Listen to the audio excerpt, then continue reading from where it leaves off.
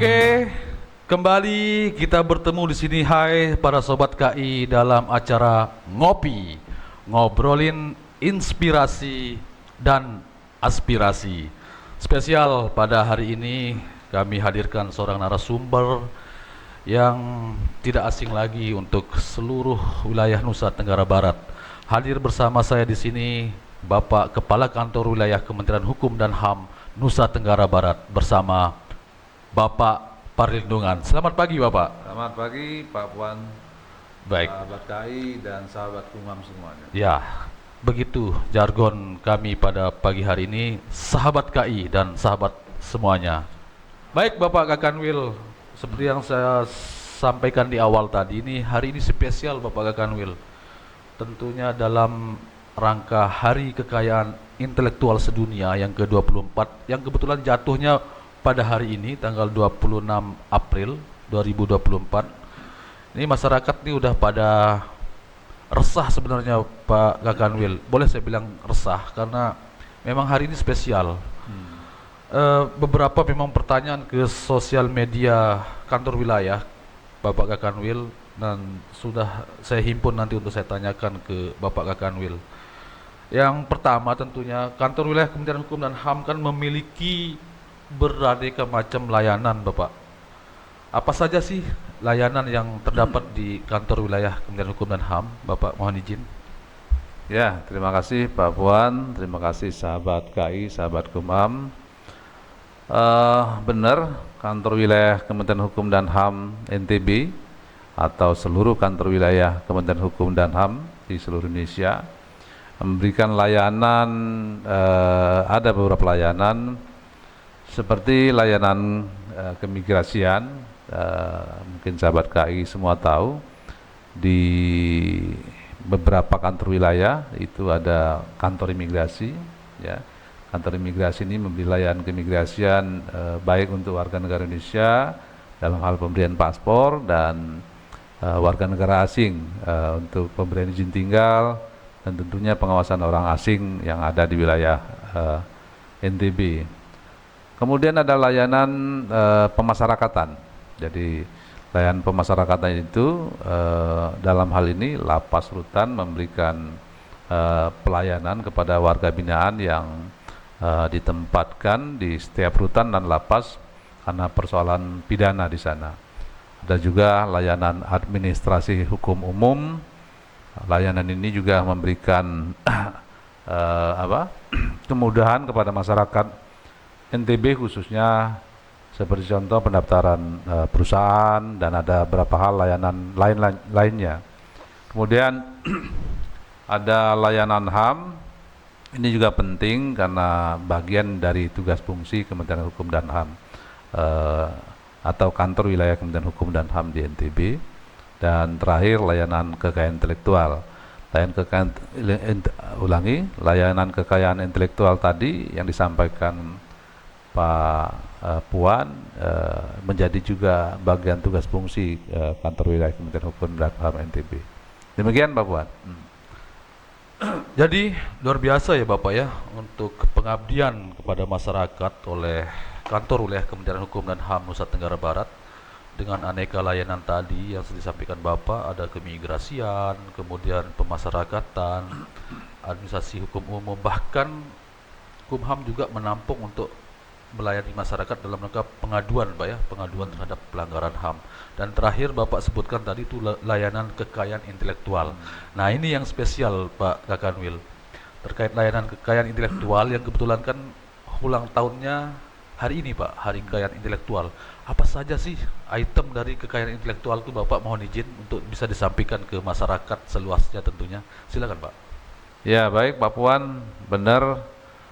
Layanan kekayaan intelektual itu yang kami berikan kepada masyarakat dikenal dengan dua rezim, yaitu kekayaan intelektual personal dan kekayaan intelektual komunal.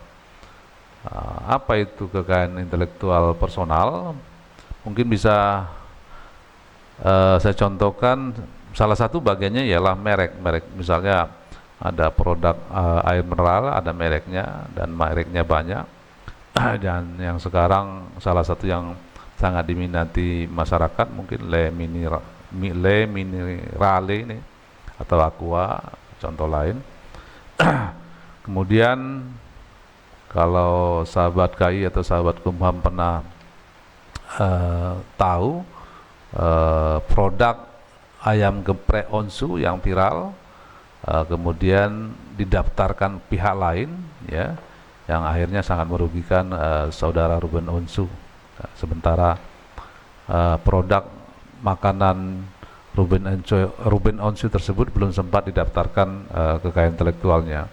Selain merek ada hak cipta. Hak cipta itu seperti karya cipta lagu, kemudian paten, desain industri, juga rahasia dagang, dan salah satu hal lain itu ialah desain tata letak sirkuit terpadu. Ini kayak desain sirkuit terpadu itu mungkin untuk kelistrikan, ya. Kemudian untuk kekayaan intelektual komunal ada indikasi geografis dan kekayaan intelektual komunal, ya, seperti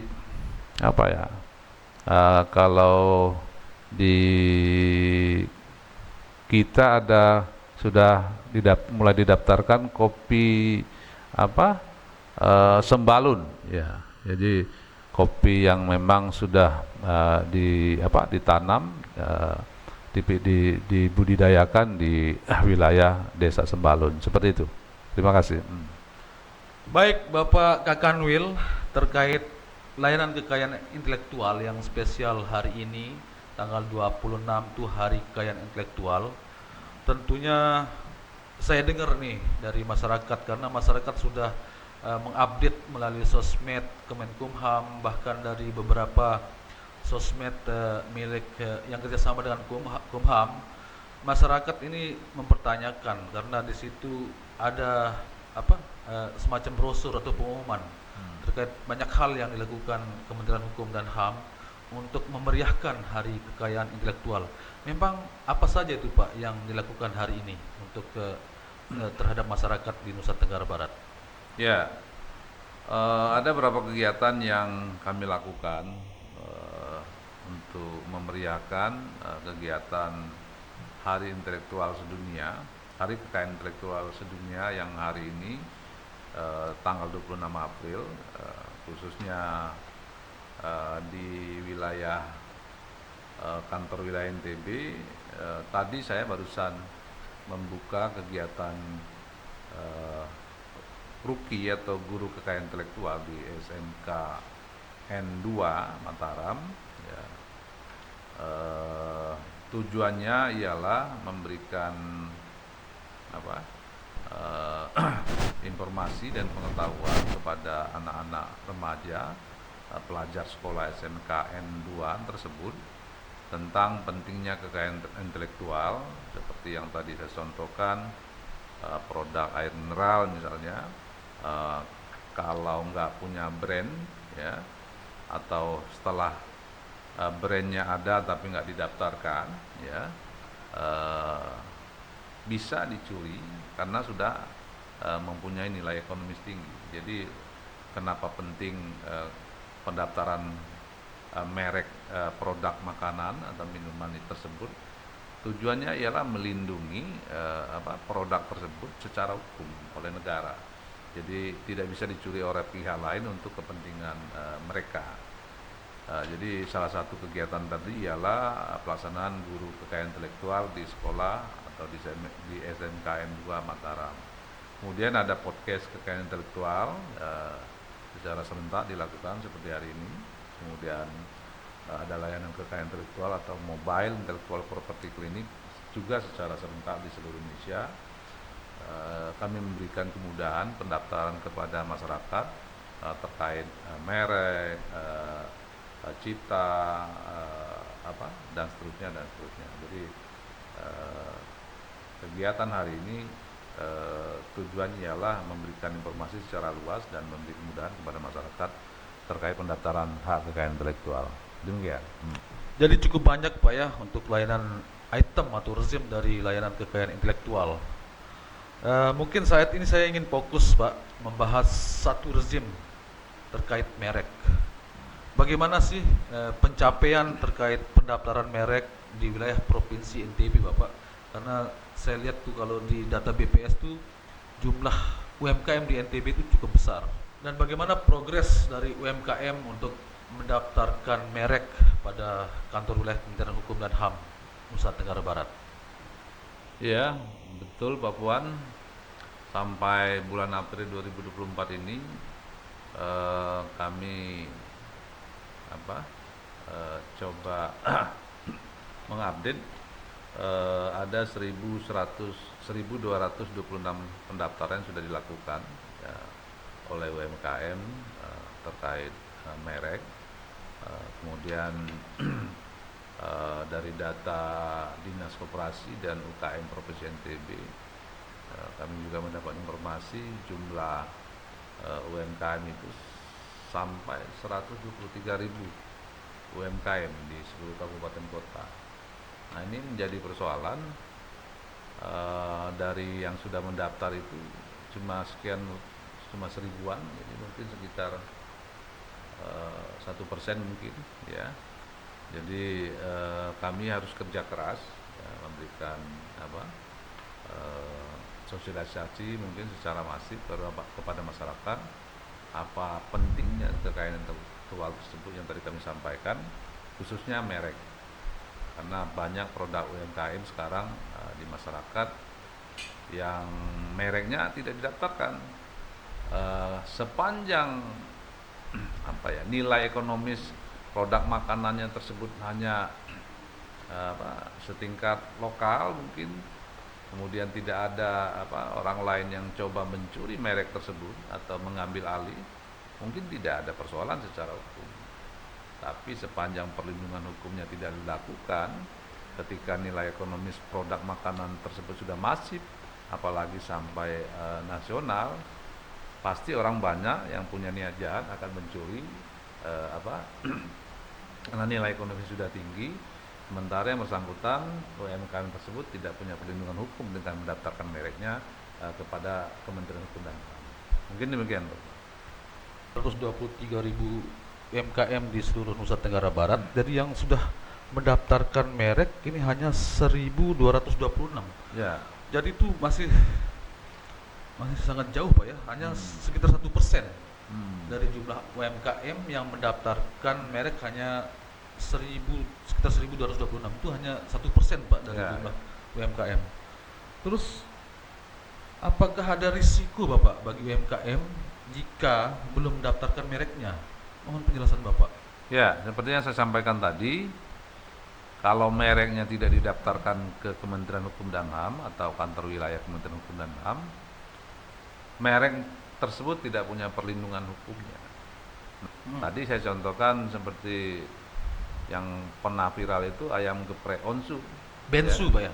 Ya. Bensu, ya. Yang brandingnya itu ayam geprek bensu ya. Bensu ya, saya ulangi. Ayam geprek bensu yang sempat viral ya. Kemudian dicuri oleh orang lain yang kemudian didaftarkan, padahal yang mendaftarkan terakhir itu namanya bukan Ruben Onsu tapi Beni Sujono kalau nggak salah, ya kan? Ya. Dan Ruben Onsu kalah. Kenapa? Dia nggak punya perlindungan secara hukum. Ya. Baik. Nah, kemudian bagi masyarakat lain, ya jika mencuri atau menggunakan merek orang lain, ya kan, tentunya secara hukum ada ancaman pidana sampai 5 tahun dan secara pidana kurungan, kemudian juga ada denda sebesar 22 miliar untuk 2 miliar Pak ya? Ya, 2 tinggi miliar. juga Pak untuk Tinggi denda. untuk memastikan bahwa produk perlindungan hukum setiap produk UMKM itu dilindungi pemerintah. Mungkin itu. Serem juga Pak ya, denda sampai tembus angka 2 miliar. Jadi memang sangat berbahaya nih jika ada sengketa terkait itu. Ya. Jika seperti itu artinya merek sangatlah penting ya Pak tentunya. Lantas apa saja yang perlu diperbaiki? Lantas apa saja yang perlu diperhatikan jika UMKM yang ingin mendaftarkan merek mereka, Pak? Ya. Baik. Bagi masyarakat atau para pelaku UMKM yang ingin mendaftarkan mereknya, pertama-tama mungkin harus dilakukan penelusuran dulu apakah merek tersebut sudah pernah digunakan orang lain Ya. atau UMKM lain.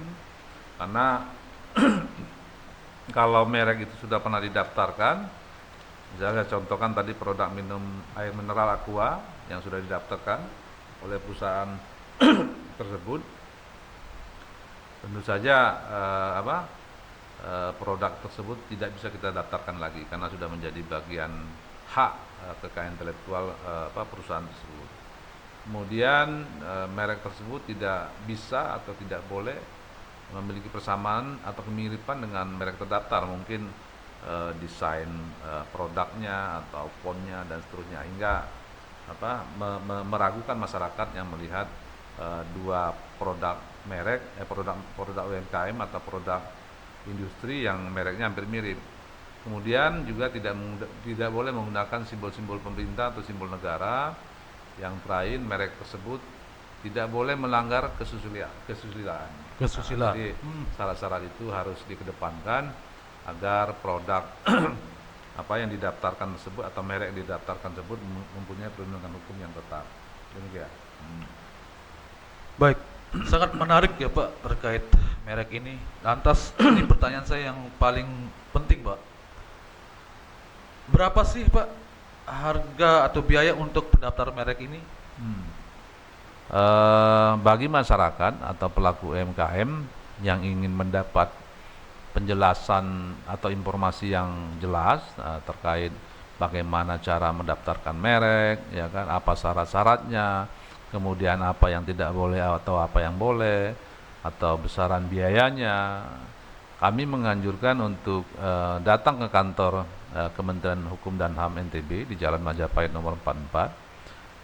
Petugas-petugas kami akan siap memberikan penjelasan terkait hal tersebut. Nah, ada dua jenis biaya ya untuk pendaftaran merek. Untuk umum ya biayanya sekitar 1.800.000 per kelas, dan bagi UMKM hanya 500.000 per kelas. Jadi agak murah lah daripada produk umum mungkin yang sifatnya industrial. Mungkin demikian. Mungkin kita beralih Pak ke rezim-rezim lain seperti hak cipta, paten, atau indikasi geografis, atau produk-produk kekayaan intelektual lainnya Pak. Silakan Pak. Ya, baik Pak Puan.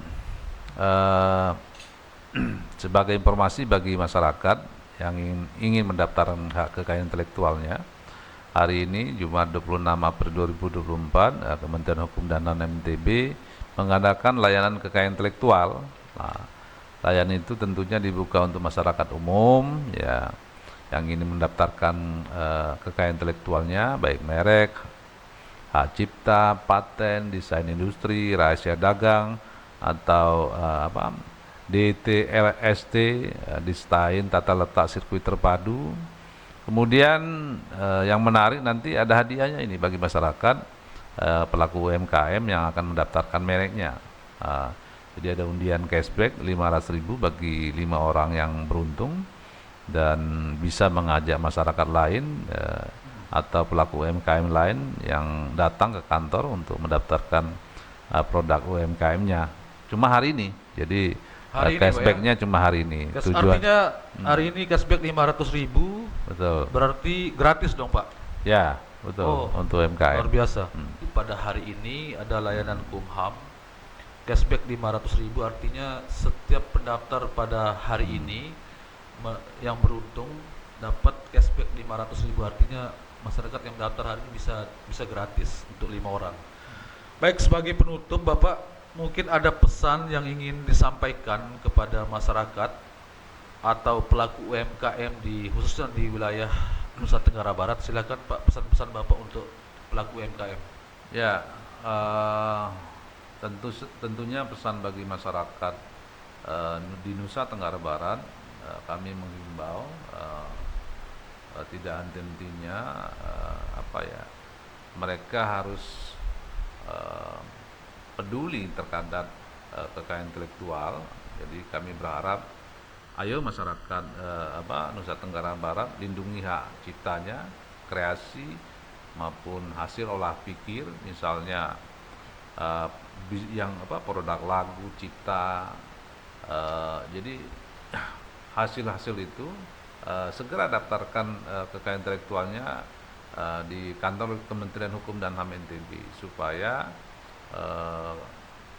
kekayaan intelektualnya terlindungi, tidak dicuri masyarakat. Kemudian juga dengan kekayaan intelektual yang sudah mempunyai ekonomis tinggi nantinya, misal produk UMKM, karya cipta, baik lagu atau desain-desain batik, tentunya akhirnya akan dari inovasi tersebut, dari kreativitas tersebut akan meningkatkan nilai ekonomis masyarakat khususnya di NTB. Mungkin itu. Demikian diskusi kita pada pagi hari ini bersama Bapak Kepala Kantor Wilayah Kementerian Hukum dan HAM Nusa Tenggara Barat. Memang melekat, selalu melekat pantun kami buat beliau ini. Ada satu pantun, khususnya itu kan produk di Nusa Tenggara Barat, khususnya di Lombok itu ada namanya plecing. Sementara Bapak ini saya anggap seperti air. Beliau tegas namun mengalir. Air itu ada dalam botol, ada dalam gelas, bahkan ada di bendungan. Jadi kalau air di bendungan itu bisa mengairi persawahan seluas apapun bisa tersampaikan. Jadi ada satu pantun, makan plecing cabai rawit di pinggir bendungan. Cakep Pak ya. Saya lanjutkan, saya ulangi kalau perlu. Makan plecing cabai rawit pinggir bendungan. Cakep. Everything alright bersama Bapak Perlindungan. Itu pantun kami, karena everything alright bersama Bapak Perlindungan selama beliau ada di Nusa Tenggara Barat. Baiklah sahabat Kemenkumham, khususnya Sobat KI di seluruh Nusa Tenggara Barat, demikian diskusi kita terkait kekayaan intelektual pada pagi hari ini. Kami berharap seluruh masyarakat Nusa Tenggara Barat untuk segera mendaftarkan merek atau kekayaan intelektual apa saja yang kalian miliki, agar Anda bisa mendapatkan manfaat ekonomi dan tentunya mendapatkan perlindungan hukum kekayaan intelektual yang Anda miliki. Jadi lindungi ide kreatifmu dengan kekayaan intelektual. Terima kasih Bapak Kakanwil. Sampai jumpa di podcast berikutnya. Assalamualaikum warahmatullahi wabarakatuh. Assalamualaikum warahmatullahi wabarakatuh.